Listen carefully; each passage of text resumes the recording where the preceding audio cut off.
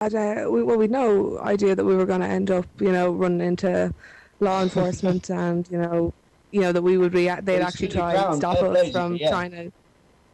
We hadn't even considered it, like, because realistically, we were just like, we're just going in to hand out some information. We had, like, just as you do, and we get in there, and oh, apparently this is against the law, and well, we reasoned with them and everything was grand at the end of it, but it was definitely an interesting exercise. There was some very interesting reactions to the papers as well. Some people took them, thought they were great. I remember there was one guy, he took it and he was showing it to his friend. His friend's like, oh, no, no, I won't take that, I won't take that, and everything. And he made a big deal, and he literally, like, your man tried to his friend tried to hand him the paper.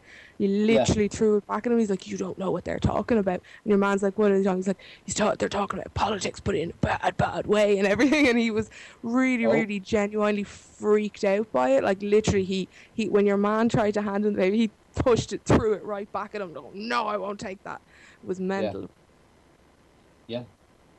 Again, though, taxi drivers took loads of them off us as well. They Yeah. were one of they gave us That's right. You were donations chatting off to the the taxi street drivers as well. I yeah. saw that in a separate video. You were chatting to the taxi drivers, and the taxi driver is looking at you like you've got three heads, and then he kind of comes around and he sees the card, and he realizes that you've obviously done your homework, and you're educated, and so he starts to listen, and then when he realizes that he can save a bit of money here, and he's been ripped off by a criminal regime, and that you might be onto something, he takes a lot more interest. So you could see him kind of sitting in the car, and he's looking forward. He's waiting for his next fare, but he kind of gets what's happening. You can see the change in people.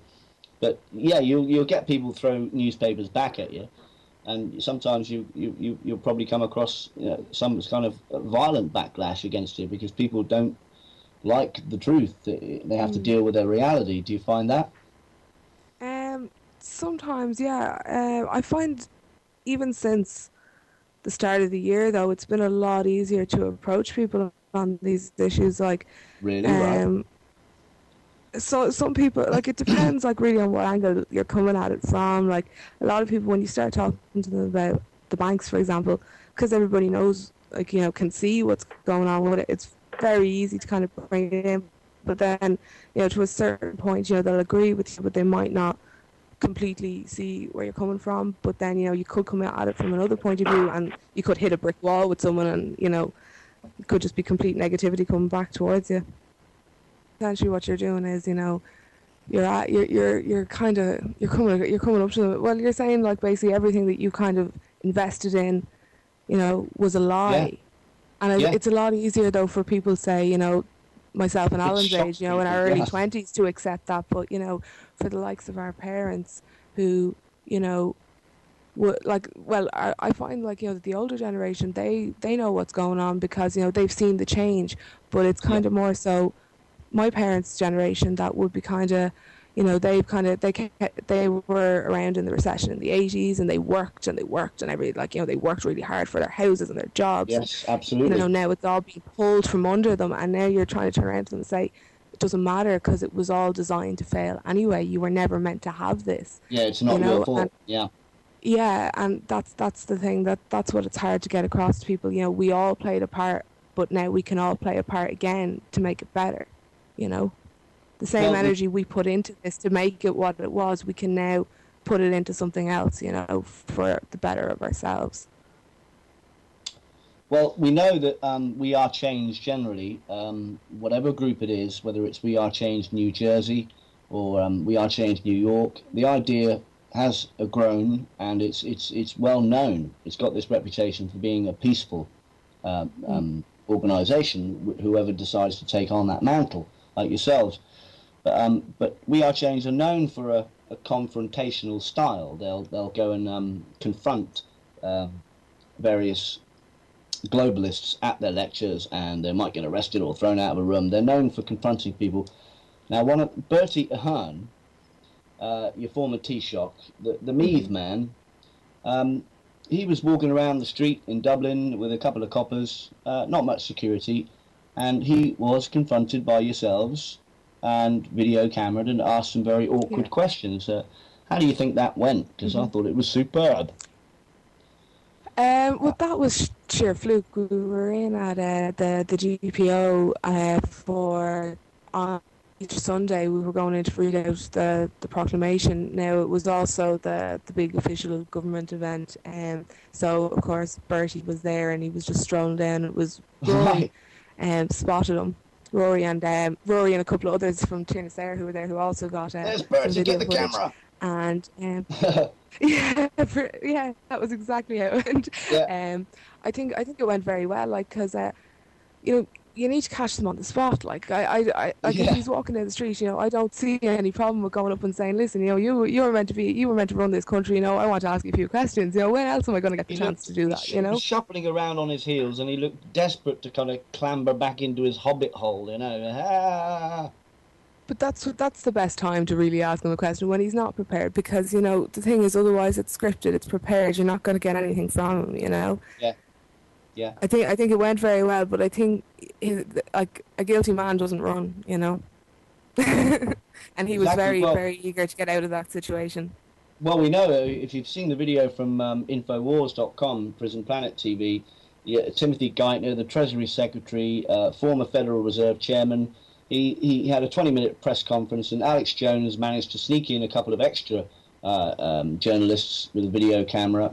And once he'd realised that he was being asked about the bailout money, where's all the money gone? Where's all the bailout money? He cut short the conference and ran like a rat.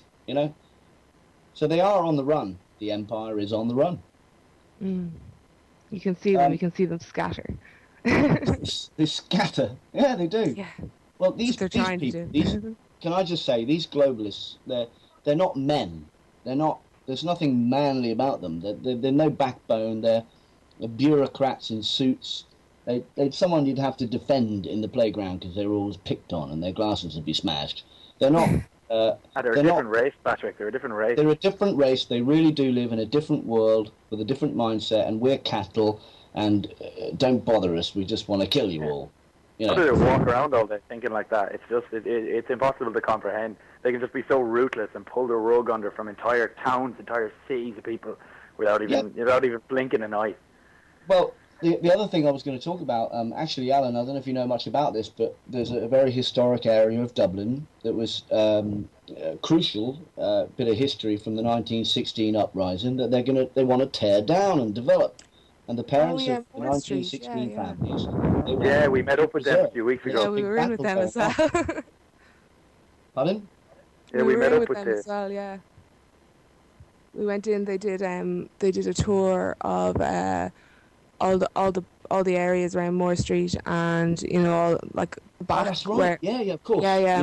They did a big presentation then on what the council, well, the corporation, Dublin City Corporation, want to do with the space versus what they want to do. Like, they want to preserve the whole area, have it done up like as as another cultural centre of Dublin, and they had some beautiful plans where they want to have the proclamation done out in the centre of the street, like between right in front of the house number 16 on Moore Street. I can't remember what happened in house number 16, but it was significant, and they wanted to put a big proclamation like painted in gold or bronze or something on the cobble streets. They wanted all the streets, like the cobble, to be restored, and to have this put in the centre, and just to have the whole area restored. And their plans are absolutely beautiful, and compared to what the Dublin City Corporation just wanted to tear it all down, and basically only to preserve the very front area of the GPO, and turn it all into this huge big shopping complex. And their original plans, the height of the building, it would have actually been the tallest building in Dublin. Like, it would have been bigger than anything else in the air, like in the surroundings, and it would have just towered over everything.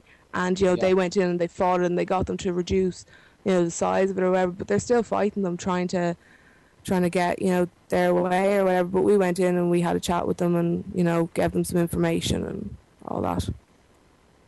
Sorry, Ash, I'm just going to go to break now and play a little bit of music, and we'll talk.